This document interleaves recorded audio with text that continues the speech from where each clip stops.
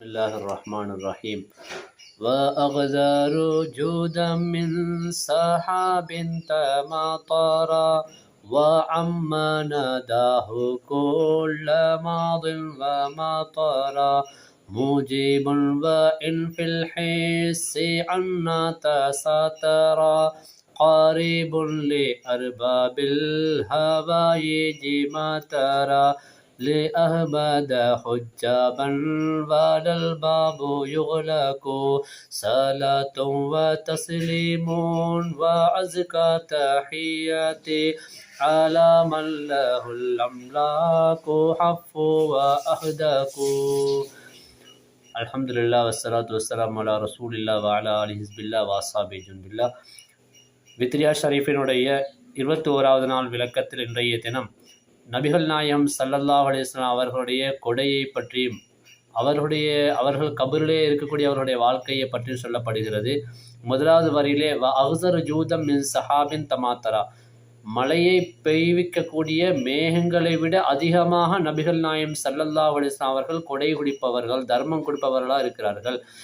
அம்ம நதாஹு குல்ல மாதின் வமாத்தரா, அந்த கொடை என்பது நபிகள் நாயம் ஸல்லல்லாஹு அலைஹி வஸல்லம் அவர்களுக்கு முன்னாலே இருந்தவர், அதாவது முன் சென்றவர்கள் பின் சென்றவர் இன்னும் வரக்கூடிய எல்லா மக்களுக்கும் நபிகள் நாயம் ஸல்லல்லாஹு அலைஹி வஸல்லம் அந்த கொடை, அவருடைய அருட்கொடை ஒட்டுமொத்தமாக பொதிந்து கொண்டது.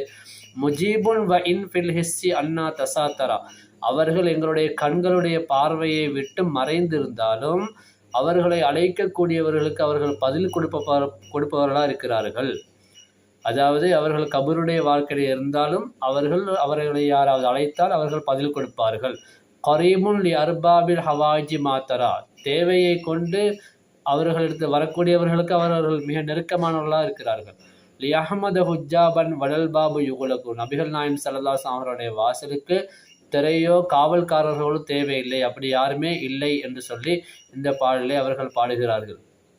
இப்போது நபிகள் நாயம் ஸல்லல்லாஹு அலைஹி வஸல்லம் அவருடைய அருட்கொடையை பற்றி நாம் எவ்வளோ தெரிஞ்சிருக்கோம், அவர்கள் எந்த அளவுக்கு தர்மம் செய்திருக்கிறார் என்பதை பற்றி நாம் தெரிந்து வைத்திருக்கிறோம். நிறைய விஷயங்களை நாம் பார்த்திருக்கிறோம். ஒரு தடவை நபிகள் நாயம் ஸல்லல்லாஹு அலைஹி வஸல்லம் அவர்களுக்கு சஹாபாக்கள் மத்தியிலே ஒருவர் ஒரு போர்வை, ஒரு ஜுப்பா போன்ற ஒரு ஆடையை கொடுக்கிறார்கள்.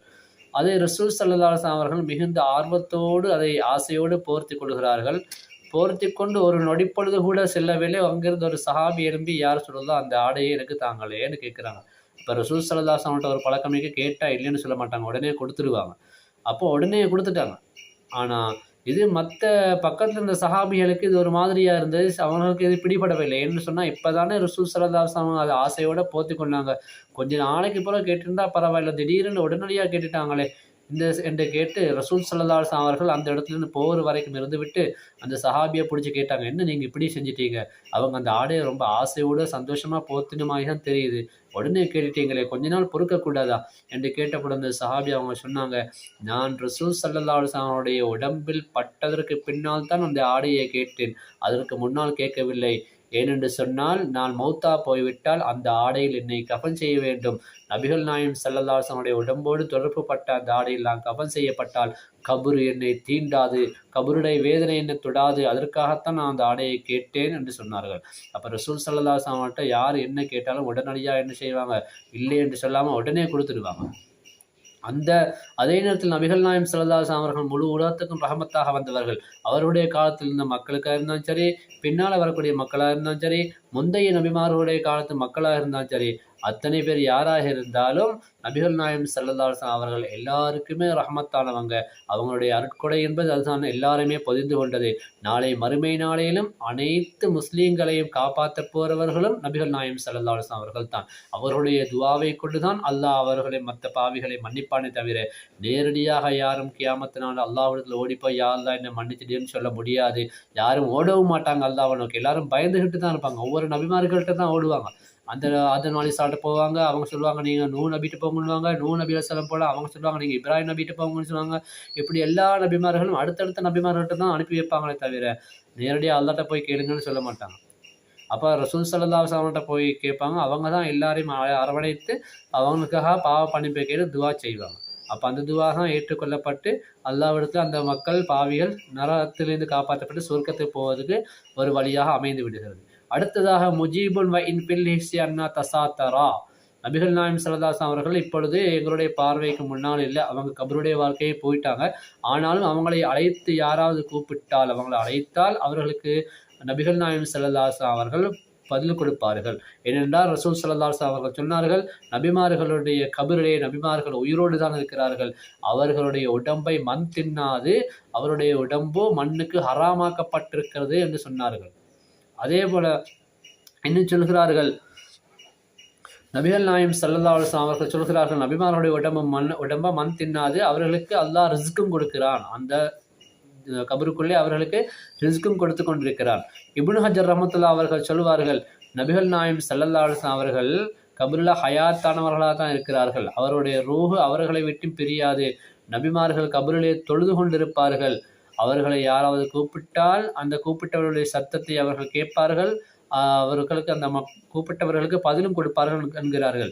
அஸ்ஸாலி ரஹ்மத்துல்லாஹி அவர்கள் சொல்கிறார்கள், என்றுமே வாடாத மலரை போல நபிகள் நாயகம் ஸல்லல்லாஹு அலைஹி வஸல்லம் அவர்கள் கபருல ஹயாத்தோடு தான் இருக்கிறார்கள் என்று. அதே போல முஹம்மதுல் ஹனஃபி ஷாதுலி ரஹிமஹுல்லாஹ் அவர்கள் சொல்கிறார்கள், ஒரு ஜான், அதாவது ஆச்சரியமா இருக்கிறது, யாராவது ரசூல் ஸல்லல்லாஹு அலைஹி வஸல்லம் அவங்க மண்ணா போயிட்டாங்கன்னு சொல்வது ஒரு ஆச்சரியமா இருக்கிறது.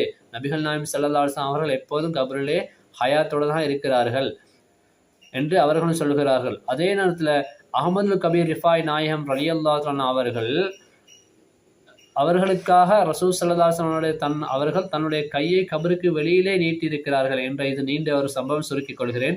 அதே போல் அபுல் ஹசன் ஷாதுலி ரஹ்மத்துல்லாஹி அலைஹி அவர்கள் ரசூல் ஸல்லல்லாஹு அலைஹி வஸல்லம் அவர்களுக்கு சலாம் சொன்ன போது ரசூல் ஸல்லல்லாஹு அலைஹி வஸல்லம் அவர்கள் தன்னுடைய கை விரலை வெளியிலே நீட்டி அவர்களுக்கு பதில் சலாம் செய்கினையாக சொன்னார்கள் என்ற சம்பவம் எல்லாம் நீண்ட சம்பவமாக வரலாறுகளிலே பதிவு செய்யப்பட்டிருக்கிறது.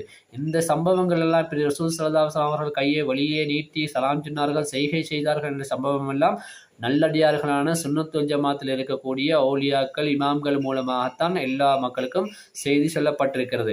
இதை இன்று வரக்கூடிய இந்த 25-30 வருஷத்துக்கு முன்னால் இயக்கங்கள் மூலமாக வந்து கொண்டு கபரிலே இருப்பவர்கள் எல்லாம் மண்ணோட மண்ணா போயிட்டாங்க, அவங்களால ஒன்றும் செய்ய முடியாதுன்னு சொல்லக்கூடிய இந்த இப்னு தைமியா, முகமது இப்னு அப்துல் வஹாப் நஜதியை பின்பற்றின இந்த வஹாபிகளால் எல்லாம் இதை நம்ப முடியாது. அவங்க அவங்களுக்கு புத்தி பட்டத்தமாக மட்டும்தான் நம்புவாங்க. அதனால தான் முஸ்லீம்கள் இதை பற்றி சொல்லும் பொழுது அந்த முஸ்லீம்களை முஷ்ரிக்காக்குவாங்க. இவங்க கபரை வழங்கக்கூடியவங்க, கபரு முட்டிகள் என்று சொல்லி, அவங்க ஷிர்க்குவாதிகள் என்று சொல்லி முஸ்லீம்களை முஷ்ரிக்காக ஆக்கிடுவாங்க. ரசூல் ஸல்லல்லாஹு அலைஹி வஸல்லம் சொன்னாங்க, என்னுடைய உம்மத்துமார்கள் யாருமே ஷிர்க்கு வைக்க மாட்டாங்கன்னு சொன்னாங்க. இவங்க இப்போ வந்துக்கிட்டு இவங்க முஷ்ரிக்காக ஷிர்க்கு செய்கிறான்னு சொல்லிக்கிட்டு இருக்கிறாங்க. இவங்க தான் அவங்க தங்களுக்குள்ளேயே முஷ்ரிக் ஆகிக்கொண்டு காஃபிர் ஆகிக்கொண்டு போகிறாங்க. அல்லாஹ்வுக்கு உருவம் வச்சுட்டாங்க, அல்லாஹ்வுக்கு கை இருக்குது கால் இருக்குன்னு சொல்லி நீங்கள் ஃபேஸ்புக் யூடியூப்லாம் பார்த்துருப்பீங்க, டிக்டாக்ல எல்லாம் பார்த்துருப்பீங்க. 2 பெண்கள் வந்துக்கிட்டு அல்லாஹ்வுக்கு உருவம் இருக்குன்னு சொல்கிறாங்க. எதுல்லாஹி ஃபௌக ஐதீஹிம் என்று சொன்னால் அல்லாஹ்வுடைய கை அவருடைய கைக்கு மேலே இருக்குன்னு அல்லாஹ்வே சொல்லிட்டானே, அப்போ அல்லாஹ்வுக்கு கை இருக்குது என்று தானே அர்த்தம் என்று சொல்லி அவங்களே என்ன செய்கிறாங்க, அவங்களே காஃபிராக மாறிக்கொண்டாங்க. அப்போ மற்றவங்களை முஷ்ரிக்காக வைத்து அவங்களே தன்னைத்தானே காஃபிர் ஆகிக்கொண்டாங்க. சரி, அடுத்தது கரீபுல் அர்பாபில் ஹவாயிஜ் மாத்தரா, தேவையை கொண்டு அவர்களிடத்தில் உதவி கேட்கக்கூடியவர்களுக்கு ரசூல் ஸல்லல்லாஹு அலைஹி வஸல்லம் மிக நெருக்கமாக இருக்கிறாங்க. யாருடைய எந்த தேவையாக இருந்தாலும் அவங்க என்ன செஞ்சு கொடுப்பாங்க, நிறைவேற்றி கொடுப்பாங்க. லிஹமத ஹுஜாபன் உலல்பாபு யுகுலக்கு, அவங்களுக்கு அவங்களுடைய கபருக்கோ அவங்களுடைய இடத்துக்கோ யாரும் காவலாளியும் தேவையில்லை, திரையும் போடப்பட்டதில் எந்த மறைவும் இல்லை. இப்போ ரசூல் ஸல்லல்லாஹு அலைஹி வஸல்லம் கபருல ஹயாத்தோடு தான் இருக்கிறாங்க. அவங்கள விடுங்க, நம்மளை போன்ற சாதாரண மனிதரை பற்றி அவங்க என்ன சொன்னாங்க, நீங்கள் கபர்கள் இடத்துல போனாக்கா அந்த கபராளிகளுக்கு சலாம் சொல்லுங்கன்னு சொன்னாங்க. கபரில் இருக்கக்கூடியவங்க காது கேட்காது, கண் தெரியாது, வாய் பேசான்னு சொன்னால் நாங்கள் சொல்லக்கூடிய சலாம் அவனுக்கு எப்படி கேட்கும், கபரில் உள்ளவங்களுக்கு, சாதாரண மனிதர்களுக்கு. அது மட்டும் இல்லாமல் ஒரு மனுஷனுடைய மௌத்து என்பது இந்த உலகத்தில் மௌத்தாவே அவன் கபரில் கொண்டு போய் அடக்கிற வரைக்கும் தான். கபருக்குள்ளே போயிட்டோம்னு சொன்னால் மலக்குமார்கள் கேள்வி கேட்பாங்க. கபருக்குள்ளேயே அவன் மௌத்தோடே தான் இருப்பான்னு சொன்னால், மௌத்தாகி தான் இருப்பான்னு சொன்னால் மலக்குமார்கள் கேட்கக்கூடிய கேள்வி அவனுக்கு எப்படி தெரியும்? மண் ரப்புக்கு, அவனுடைய ரப்பு யாருன்னு சொன்னால் அல்லாஹு ரப்பி என்று சொல்கிறதுக்கு இந்த கபராளிக்கு காது கேட்கணுமா இல்லையா? மமன் நபிக்கு, இந்த நபி இவங்க யாருன்னு கேட்டால் அந்த நபி ஸல்லல்லாஹு அலைஹி வஸல்லம் காட்டி கேட்கும் பொழுது அந்த கபராளிக்கு கண் தெரியணுமா இல்லையா? இது எங்களோட நபி தான் என்று சொல்றதுக்கு, வாய் திறந்து பேசுறதுக்கு அவனுக்கு ஆற்றல் இருக்கணுமா இல்லையா? மௌத்தா போய் கபருக்குள்ளே இருந்தால் எப்படி சொல்லுவான்? அப்போ சாதாரண மனிதர்களுக்கே கபரில் உயிரோடு இருக்கும் பொழுது நபிகள் நாயகம் ஸல்லல்லாஹு அலைஹி வஸல்லம் அவர்கள் நிச்சயமாக கபரிலே உயிரோடு தான் இருப்பார்கள். நாங்கள் சொல்லக்கூடிய சலவாத்துகள் கூட ரசூல் ஸல்லல்லாஹு அலைஹி வஸல்லம் அவர்களுக்கு காட்டப்படுகிறது. இவர் தான் உங்களுக்கு சலாம் சொன்னாங்கன்னு எங்களுடைய முகமும் அவர்களுக்கு காட்டப்படுகிறது.